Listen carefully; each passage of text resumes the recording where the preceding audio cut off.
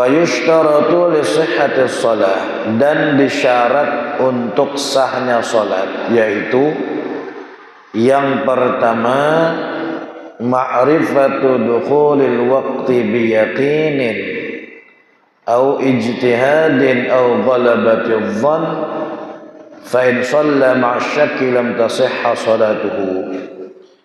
Syarat yang pertama adalah mengetahui masuknya waktu. Jadi kita ketika mau mengerjakan sholat apapun itu, ya, maka syarat yang pertama kita harus tahu dulu memang waktu untuk mengerjakan sholatnya itu sudah masuk.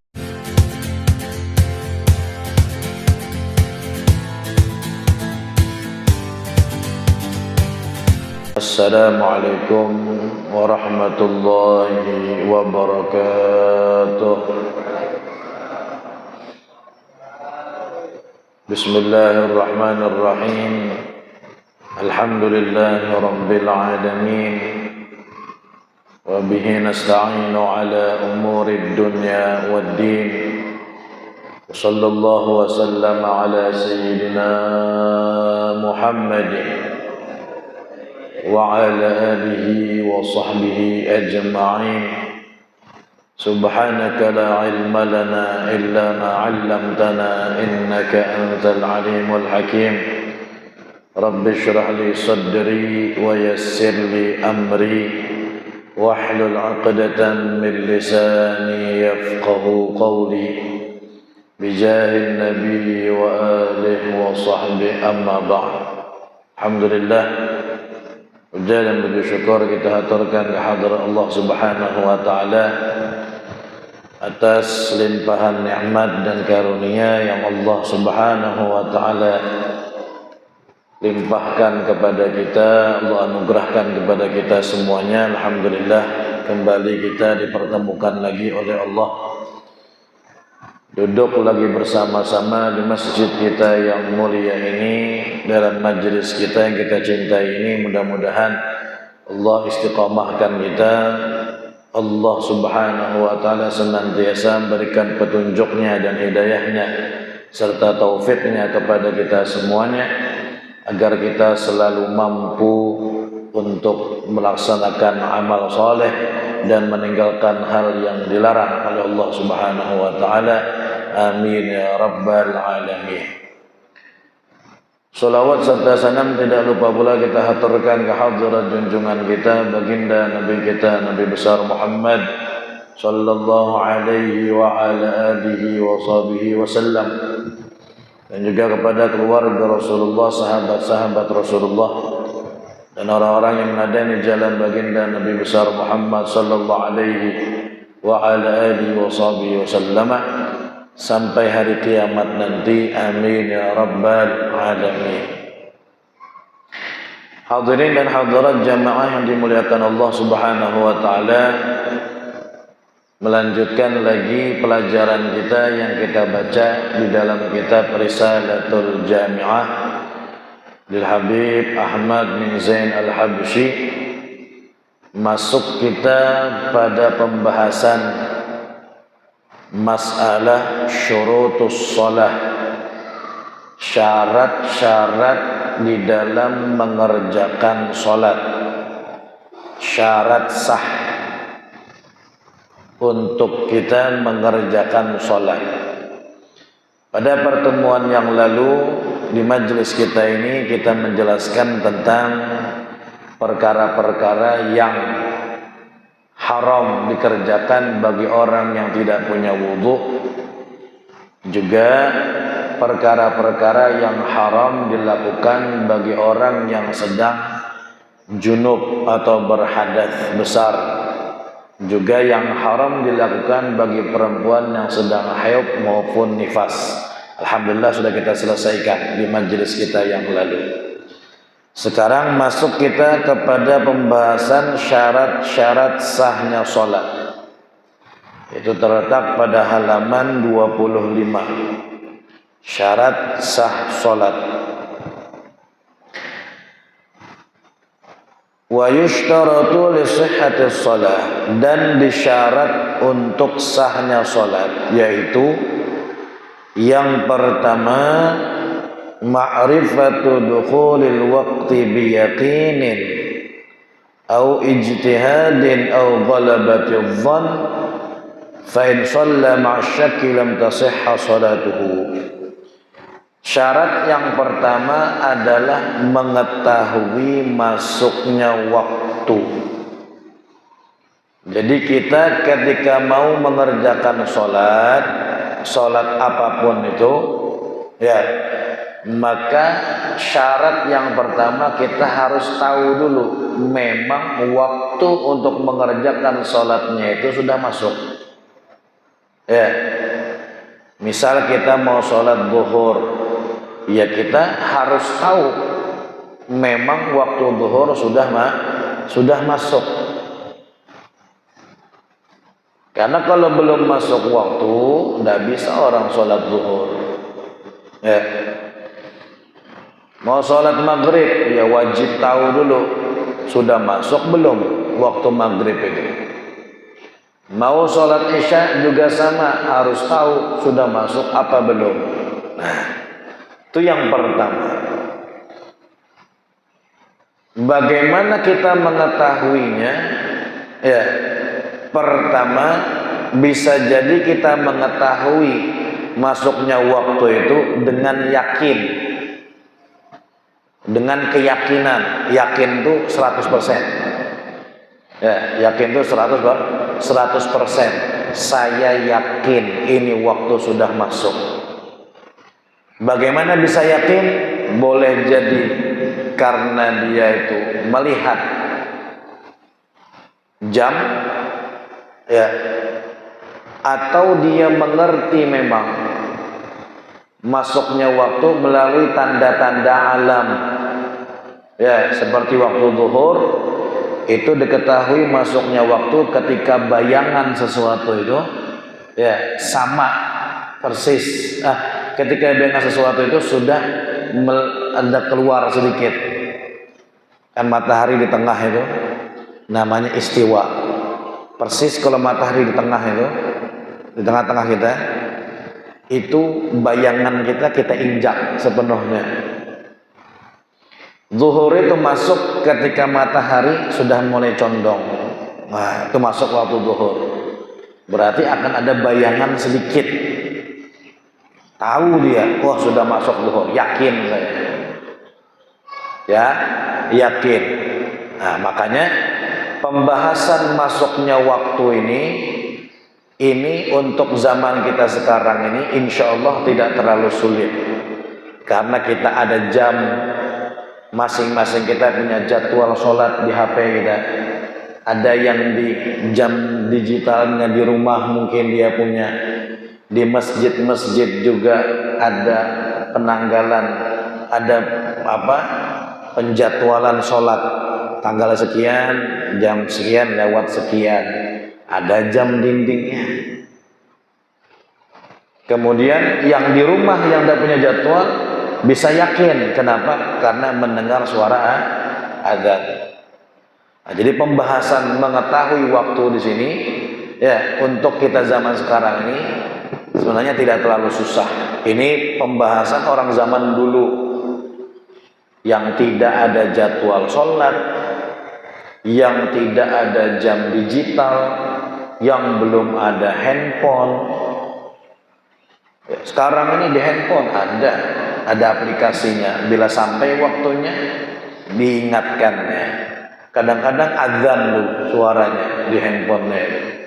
Bila sampai waktunya, mudah sudah. Nah, apabila kita tahu jadwal dan kita lihat jam sudah masuk dengan jadwal itu, berarti kita telah mengetahui masuknya waktu dengan yakin. Dengan yakin. Nah, itu yang pertama, derajat yang pertama yakin.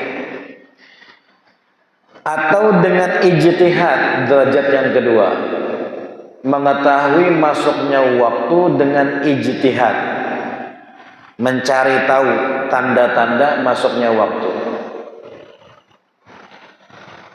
Dengan cara apa? Ijtihad ini macam-macam. Boleh orang tuh berijtihad dengan cara misalnya seperti berpatokan dengan suara ayam.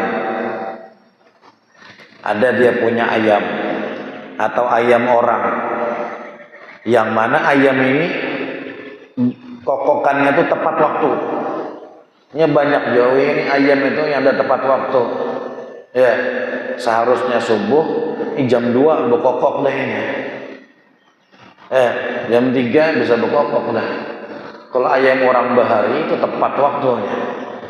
Nah, kalau ada ayam yang dia sudah terbukti mujarab itu tepat waktu dia, boleh dijadikan patokan. Namanya ijtihad. Mengetahui waktu dengan ijtihad. Atau bisa dengan pekerjaan. Ya, pekerjaan bisa dijadikan patokan mengetahui waktu. Misal, contoh, misalnya ada orang penjahit misalnya, penjahit. Biasa dia start dari menjahit itu jam 8 mulai menjahit. Biasanya bilanya dapat satu baju itu zuhur. Hari-hari gitu. Bila dapat satu baju zuhur, bila selesai satu baju zuhur. Hari-hari seperti itu. Maka boleh dijadikan patokan. Boleh dengan pekerjaan namanya ijtihad. Namanya ijtihad. Atau boleh kita jadikan patokan dengan amalan. Kita punya amalan. Misal kita punya amalan antara maghrib dan isya, itu baca surah Yasin, baca surah Tabarok, baca surah Waqiah misalnya. Ya, amalan kita itu setiap hari. Baca habis sholat maghrib baca. Kebiasaannya bila saya selesai membaca wirid itu 5 menit setelah itu isya masuk. Kebiasaannya begitu tiap malam, tiap hari begitu. Pas kebetulan satu waktu habis sembahyang maghrib mati lampu misalnya, suara adzan tidak kedengeran, HP-nya habis baterai misalnya, ya habis, tidak hidup HP-nya. Waduh, gimana nih? Saya mau tahu isya sudah masuk kah belum? Tapi biasanya saya ini kalau selesai baca Tabarok ini atau Waqiah selesai, itu 5 menit setelahnya masuk waktu isya biasanya. Ini sudah 5 menit, ya sudah, boleh jadikan patokan. Itu namanya mengetahui waktu dengan ijtihad, berusaha mencari tahu. Ini derajatnya yang kedua. Kalau yang pertama tadi yakin memang dia lihat jam, atau dia dengar orang adzan di masjid, atau dia dengar suara orang mukul beduk dan selainnya. Itu namanya ya yakin. Yang kedua ijtihad, dengan ijtihad. Atau dengan dugaan yang kuat. Dugaan yang kuat, dia punya prasangka, ini derajat ketiga ya, derajat ketiga. Punya sangkaan sudah masuk waktu. Sudah masuk waktu.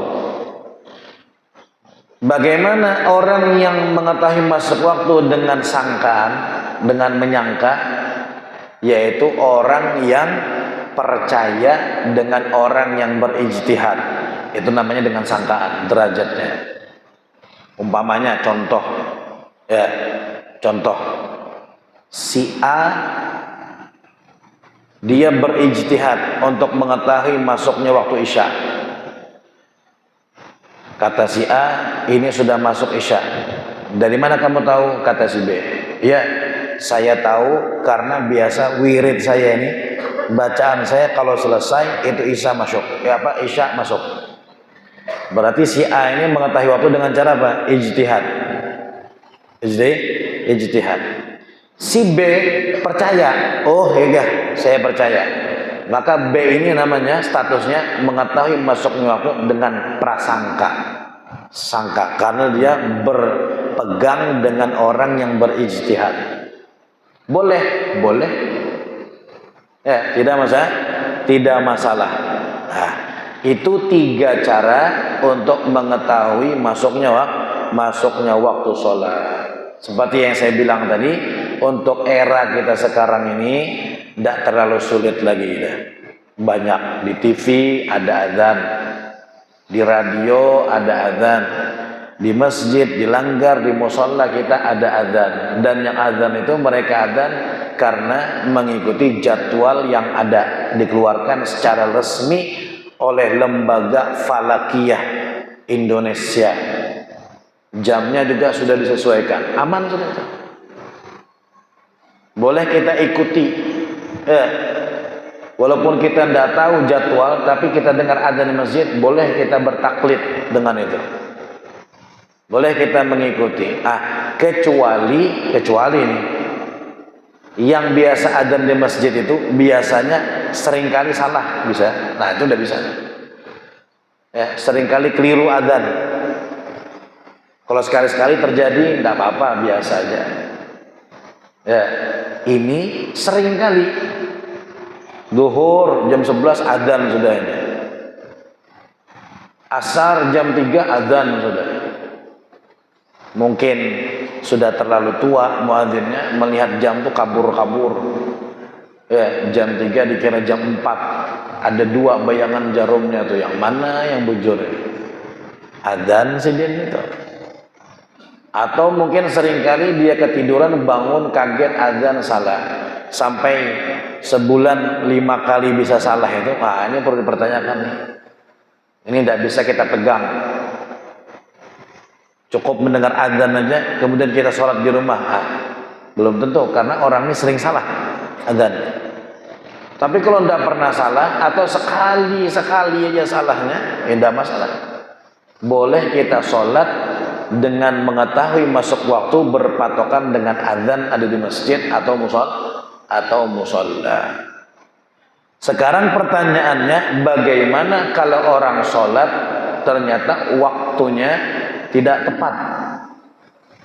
Ya, ada orang sholat ternyata waktunya belum masuk. Maka bagaimana?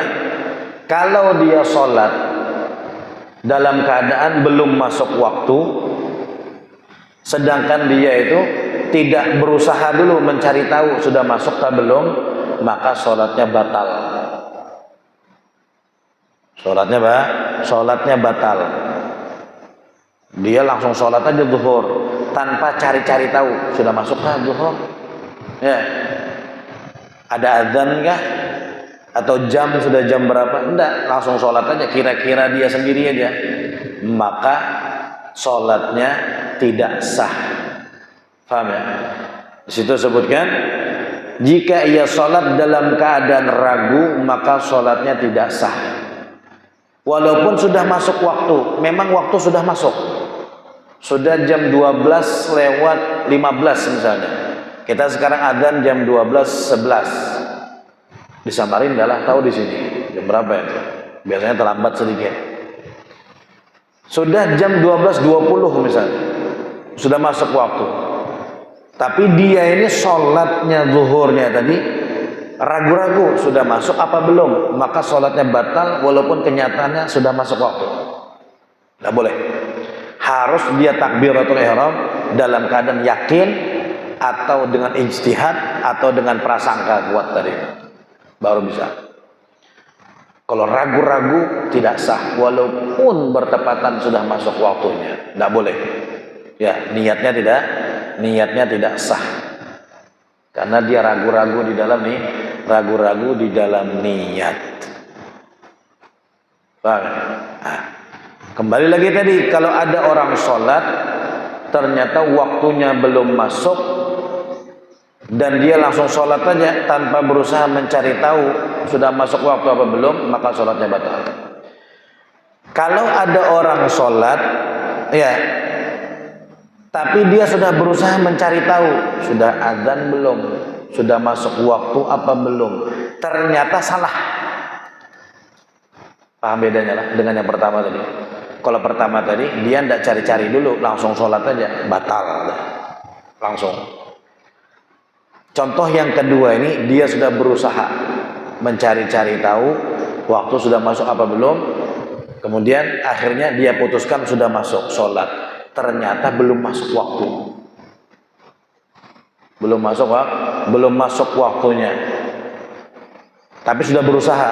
Maka bagaimana status sholatnya? Nah, dilihat.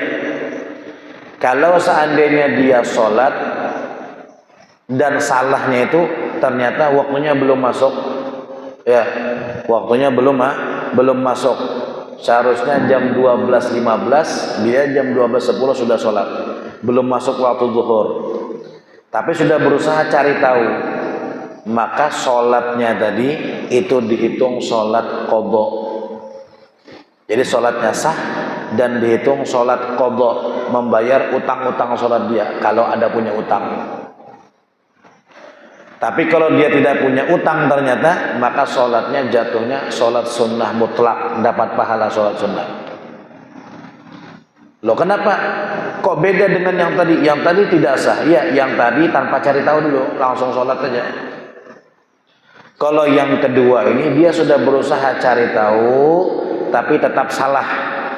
Maka kalau salahnya itu sebelum masuk waktu, sholatnya jatuhnya qadhaan untuk sholat-sholat utang dia yang sebelumnya. Kalau punya utang, kalau tidak punya utang, maka jatuhnya apa? Sholat sunnah. Ya, jadinya sholat sunnah. Tapi kalau salahnya itu setelah masuk waktu, perasaannya masih zuhur, ternyata sudah jam 4 sore, sholatnya zuhur, sholli fardhu Allah, dalam sangkaannya masih waktu zuhur, maka bagaimana? Maka sholatnya tetap sah dan statusnya adalah mengqadha sholat zuhurnya yang barusan lewat tadi. Jadi beda orang yang sholat tanpa tahu waktu tapi berusaha terlebih dahulu mencari tahu dengan yang tidak berusaha sama sekali, itu beda. Paham ya? Nah, jadi syarat yang pertama sholat harus masuk waktu. Ini insya Allah zaman sekarang tidak terlalu masalah lagi, ya, insya Allah gampang. Kecuali mungkin dalam keadaan orang yang tersesat di hutan misalnya, atau di tengah laut, nggak ada jam, HP-nya mati misalnya. Nah, ini berlaku ini. Tapi kalau kita di kampung-kampung ini insya Allah ada aja. Jam kita mati, suara azan kedengaran. Lampu mati, bejenset orang. Ya, atau gensetnya ada suara beduknya, duk. Wah. Nggak ada suara apa-apa, bisa tanya ke yang HP-nya masih hidup, masuk kan? Sudah masuk. Nah, mudah, bukan problem lagi sekarang. Nah, kemudian syarat yang kedua di dalam mengerjakan sholat apa? Mengetahui arah kiblat. Atau mengetahui, kita ganti ya artinya, yaitu apa? Sholat menghadap kiblat. Sholat menghadap kiblat.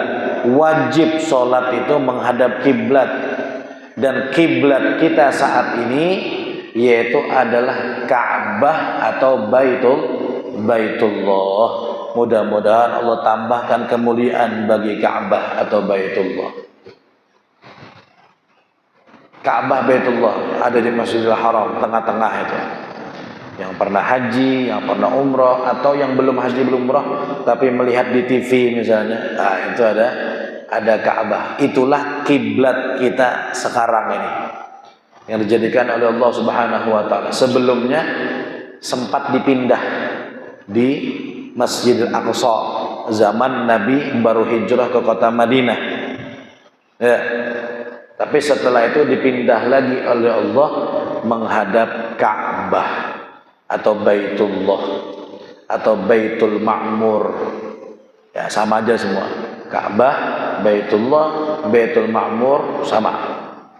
Ya, bangunan yang warna hitam itu diliputi dengan kiswah yang berwarna hitam yang terbuat dari sutra, harum bentuknya segi empat kalau sekarang.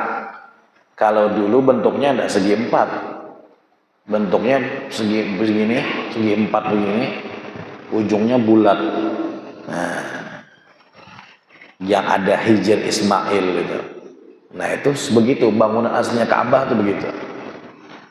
Ya, cuman dulu keterbatasan biaya ya, untuk membangun Ka'bah ketika renovasi, biaya tidak cukup untuk membangun dengan bangunan asalnya, maka dibangunlah secukupnya dengan segi empat begitu, tapi ditandai lebihnya dengan tanda bulat begitu, mengisyaratkan Ka'bah itu sampai sini sebenarnya. Apa sih? Sampai situ. Nah, Allah jadikan Ka'bah itu sebagai kiblat kita di dalam sholat. Ya, kiblat di dalam sholat. Beda lagi kalau kiblat kita ketika berdoa. Kiblat kita ketika berdoa, kata Imam Nawawi, adalah as-sama, langit. Berdoa. Karena itu kiblatnya orang berdoa. Tapi kalau kiblatnya sholat, Ka'bah. Ya, zahirnya menghadap Ka'bah, tapi batinnya kita menghadap Allah. Makanya doa iftitah kita apa itu? Inni wajjahtu wajhiya lilladzi fataras samawati wal ardh. Ya Allah, saya arahkan wajah saya kepada Zat yang menciptakan langit dan bumi. Tidak kita katakan saya hadapkan saya ke Ka'bah, tidak. Tapi batinnya kita menghadap Allah. Makanya orang yang sholat tapi tidak fokusnya sembahyang, hatinya kemana-mana. Hatinya ke pasar malam, hatinya ke kafe misalnya, atau hatinya seketika sholat membayangkan, mengingat-ingat angsulan duitnya misalnya. Rupanya sidin ke pasar bawa duit 100.000, nukar sayur, nukar iwak, kada ingat angsulannya di mana sama anda. Kayak sholat Allahu Akbar. Ya Allah, tadi aku bawa duit ke pasar 100.000, nukar iwak 50.000, nukar sayur 20.000. Mana 30.000-nya dalam sembahyang nih? Allahu Akbar. Rasanya di kantong pun. Sami'allahu liman hamidah. Ada. Allahu Akbar. Sujud pertama, kedua, rakaat pertama, kedua, ketiga. Bingung ngingati angsulan tuh mana andakannya? Jangan-jangan di sepeda motor. Nah, maka aku parkir dari luar itu, bah. Ya, dan Bebaya salam, assalamualaikum warahmatullahi, assalamualaikum warahmatullahi. Oh, habis ketukarkan cendol sudah. Nggak ingat ujungnya. Kayak apa ini? Maka orang yang tidak hadir hatinya di saat sholat, itu sholatnya dianggap secara batin tidak diterima karena hatinya kadang hadap kiblat. Kiblatnya hati tadi apa? Allah, wajjahtu wajhi alladzi fataras samawati wal ardh. Adapun zahirnya kita diperintahkan oleh Allah menghadap kiblat, bukan menyembah kiblat, bukan menyembah Ka'bah, tidak. Jangan salah, tapi menghadap Ka'bah itu pun atas perintah Allah. Jadi jangan salah. Ya. Sama kayak kita ziarah kubur atau kita sholat misalnya, ada kuburan, sebagian golongan menolak mereka, dianggap menyembah kubur. Kada, kebetulan aja kubur itu ada di depan kita, mengarah ke situ aja. Tapi yang kita sembah siapa? Allah. Sebodoh-bodohnya orang tidak ngerti agama, ketika ditanya kamu sholat menyembah kuburnya ke Allah, dia akan jawab Allah pasti. Mana ada dia akan menjawab menyembah kubur. Jadi tuduhan yang tidak berdasar ya. Orang yang menyatakan apa? Orang menyembah kubur, menyembah Allah. Cuma di hadapannya kebetulan ada kuburan, begitu aja. Nah, jadi syarat yang kedua wajib menghadap kiblat. Kalau posisi kita ada di sana, wajib yakin menghadapnya. Kada kau kira-kira, yakin menghadap kiblat nih, kiblat yakin menghadap kiblat. Tapi kalau posisi kita jauh kayak kita di sini, maka walaupun tidak yakin tidak masalah. Yang penting sangkaan kuat. Ini sudah sangkaan kuat yang menghadap kiblat. Makanya ada pakarnya yang menghitung arah kiblat itu. Kalau kita jauh-jauh, ada di Indonesia, ada di daerah mana yang jauh dari Ka'bah, ada pakarnya, ada ukurannya, ya di bawah. Sebelum bangun masjid itu diukur. Nah ini arah kiblatnya di sini. Ada ilmunya. Itu namanya dengan sangkaan. Tapi sangkaan yang kuat. Tidak boleh sangkaan yang tidak kuat. Jadi wajib menghadap kiblat, yaitu Ka'bah. Bagaimana cara menghadap kiblat itu? Tergantung orang posisi sholat. Nah, tergantung orang posisi sholat. Kalau sholatnya itu berdiri atau duduk, ya, orang sholatnya berdiri atau duduk, maka dia wajib menghadap kiblat dengan dadanya. Nih, dadanya nih yang menghadap kiblat, wajib. Kada boleh bergeser dari kiblat. Kalau kepala begini masih tidak apa-apa, mengurangi pahala sholat. Tapi kalau dadanya yang geser, batal. Tidak boleh. Jadi kalau kita sholat berdiri atau sholat yang duduk, perhatikan betul-betul arah dada kita ini. Jangan sampai bergeser dari kiblat. Kalau mata ngelihat kanan ke kiri, tidak batal sholatnya. Atau kita noleh dengan kepala kita semuanya, kada batal. Tapi kalau noleh yang kayak ini, Pak, tergeser nih. Dadanya tergeser. Hati-hati, ya, jangan sampai kegeser dada dari arah kiblat. Yang sering kali potensi terjadi pergeseran dada itu apa? Kapan? Ketika salam. Ketika kita salam, assalamualaikum. Nah ini kadang ada orang yang terlalu semangat, tidak kepalanya aja yang noleh, dengan badan-badannya. Assalamualaikum warahmatullahi wabarakatuh. Geser. Bahaya, sholatnya batal. Bagaimana caranya supaya tidak batal? Selesaikan dulu salamnya di sini. Assalamualaikum warahmatullahi. Tidak apa-apa lagi deh, walaupun geser. Karena batas terakhirnya adalah kalimat assalamualaikum, kumnya itu. Makanya kita kalau salam itu selesaikan dulu assalamualaikum, baru balik warahmatullahi. Jangan langsung assalamualaikum warahmatullahi. Khawatirnya tergeser, batal. Tapi kalau sudah pengen assalamualaikum, sudah kumnya sudah rata, silahkan baru balik warahmatullahi. Sampai berputar ini ya ada apa-apa juga istilahnya. Kalau sudah kumnya tadi sudah selesai di arah kiblat, paham ya? Nah, jadi kalau sholatnya berdiri atau duduk menghadap kiblat dengan dadanya. Kalau sholatnya itu berbaring dengan bagian sampingnya mereng, kayak jenazah itu. Ya, ada orang sholatnya begitu. Maka yang wajib dihadapkan kiblat adalah wajah dan dadanya. Dua. Wajah dan dada, tidak boleh geser. Kalau berdiri, duduk masih boleh geser wajah. Tapi kalau berbaring begini, wajib wajah dan dadanya menghadap kiblat, tidak boleh geser. Tapi kalau sholatnya berbaring telentang, ada orang sakit misalnya, mudah-mudahan sehat-sehat semuanya. Ada orang sakit terentang, tidak bisa mereng, apalagi duduk, apalagi berdiri. Jadi sholatnya dalam keadaan telentang. Maka apa yang wajib dihadapkan kiblat?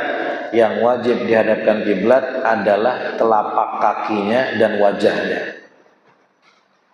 Jadi dengan kasurnya itu, ya, di rumah sakit misalnya, arahkan ke arah kiblat. Ya, telapak kakinya menghadap kiblat dan wajahnya berarti harus dikasih bantal biar wajahnya terangkat.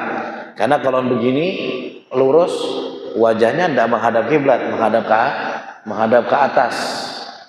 Wajib dikasih bantal, atau kalau ranjang rumah sakit kan bisa diangkat kepalanya, diputar, ngangkat kepalanya. Nah, itu cara kalau sholatnya telentang.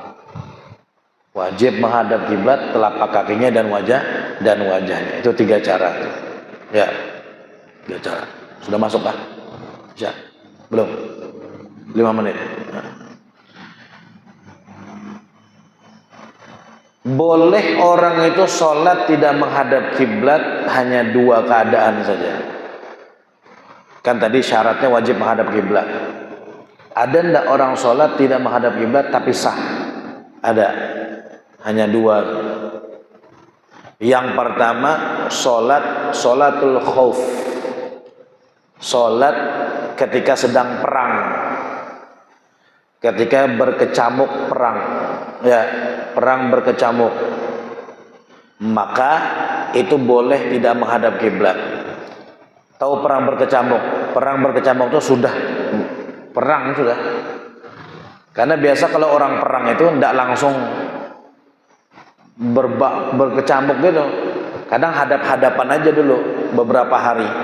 Nah, kalau masih hadap-hadapan itu masih wajib ngadap kiblat. Tapi ini sudah perangnya sudah menghadap semua dah. Sudah ada perang begini, ada orang banyak sudah. Maka waktu sholat sampai wajib sholat tuh, saking wajibnya sholat tuh. Lagi perang aja masih sholat. Apalagi guring aja di rumah, wah tambah wajib lagi. Yang perang aja wajib sholat. Jadi bagaimana sholatnya? Sudah takbirul ihram, begini-gini aja lah. Nah, ngadap mana anda tahu. Rukunya pun asal nunduk dikit aja. Nggak harus yang ruku begini, ya dipanah orang kalau gitu. Ya, ditombak orang. Cukup merunduk dikit. Sujudnya juga agak tunduk lagi sedikit sambil berperang. Itu 1. Boleh sholat tidak menghadap kiblat. Yang kedua, ini yang sering terjadi. Kapan boleh sholat tidak menghadap kiblat? Kalau kita dalam perjalanan musafir, seperti pian dari sini ke Samarinda misalnya, musafir. Nah, Samarinda, dari Kota Bangun ke Samarinda musafir, di tengah jalan, di tengah jalan, dan sholatnya adalah sholat sunnah. Kalau sholat wajib tidak boleh, wajib menghadap kiblat, turun. Tidak bisa sholat wajib di kendaraan, tidak bisa. Lah, hanya sholat sunnah saja. Misal pian berangkat dari sini jam 8 mau ke Samarinda atau jam 9. Kebetulan belum sholat duha tadi. Belum sholat duha. Mau stop mampir sholat duha, ada ngejar waktu atau tidak ngejar waktu, tidak apa-apa. Memang malas stop aja. Ya. Tapi kalau nyampe di Samarinda takutnya sudah zuhur, habis waktu duha. Bagaimana? Sholat di mobil atau sholat di motor aja. Terserah ngadap mana aja boleh. Allahu Akbar di mobil. Ruku, tidak, sujud agak rendah lagi. Sholat. Hendak ngadap mana aja pian boleh. Ya. Pokoknya arah mana mobilnya yaitu kiblatnya sudah. Arah mana sepeda motornya yaitu kiblat sudah. Boleh. Tapi tetap wudu, ya, tetap harus tidak boleh ada najis. Makanya kalau kita sholat di mobil, misalnya sholat sunnah seperti ini tadi, yang duduk ya di dalam mobil itu sendalnya dibuka, takutnya ada najis di bawah sendalnya. Jadi sendalnya dibuka, diinjak aja, diinjak. Karena kalau dipakai itu terhitung kita membawa najis. Tapi kalau kita buka, kita injak aja, itu aman. Itu dianggap orang yang tidak membawa najis. Mau pian posisi penumpang kah atau mau posisi supir sekalipun sambil nyupir, duh saya belum sholat duha nih. Ya, kalaunya nunggu sampai ke Samarinda udah sempat sholat sambil nyupir. Allahu Akbar, baca. Orang nikung juga ya. Jangan lurus. Orang nyelip, nak nyelip aja, enggak masalah. Ambil kira rukuk. Allahu Akbar. Ya Allah liman hamidallah. Melihat ke muka, jangan ke bawahnya nih, bahaya. Tahu-tahu sampai ke mana itu kan? Boleh. Kenapa tidak boleh? Boleh sangat. Atau misalnya pian sholat zuhur, turun zuhur, Allahu Akbar sholat zuhur, sholat asar jamaah misalnya. Ya sudah. Tapi belum sholat sunnah rawatib, ya belum sholat sunnah rawatib. Kelawasan, di jalan aja, sholat sunnah qobliyah, ba'diyahnya. Boleh, silakan. Selama itu sholat sunnah dan pian ini orang yang musafir, ya orang yang melakukan perjalanan Kota Bangun, Samarinda, ya ke Balikpapan, ya apalagi di pesawat, di mobil, di motor, di kapal, selama sholat sunnah tidak boleh pian tidak menghadap kiblat. Nah, dua keadaan ini saja yang kita tuh boleh sholat tidak menghadap kiblat. Selebihnya wajib menghadap kiblat. Ya, wajib menghadap kiblat. Nah, dua mengetahui masuknya waktu, kemudian yang kedua menghadap kiblat sholatnya. Masih ada beberapa lagi di sini, ada dua lagi yang disebutkan. Sebenarnya banyak, insya Allah akan kita selesaikan di pertemuan kita setelah sholat subuh nanti. Pertanyaan, tanya jawab, insya Allah nanti subuh. Setelah sholat subuh pengajian lagi kita lanjutkan. Dari situ mau tanya jawab. Ya, boleh. Ada pertanyaan apa tentang yang lo sampaikan sekarang atau yang nanti atau di dalam tema yang lain. Mudah-mudahan kita bisa berhadir bersama-sama dan bisa kita amalkan ilmu yang kita pelajari, kita praktekkan di dalam keseharian ibadah sholat kita, dan semoga sholat kita diterima oleh Allah Subhanahu wa Ta'ala. Benar kita di dalam melaksanakannya secara fikihnya, batinnya, zahirnya, semuanya, dan Allah angkat derajat kita. Allah jadikan sholat kita pencegah daripada perbuatan yang jelek, fahsya'i wal munkar. Amin ya rabbal alamin. Ala hadhihi niyyah wa kulli ma nabi sallallahu alaihi wasallam ila hadratin Nabi Muhammad sallallahu alaihi wasallam. Al-Fatihah.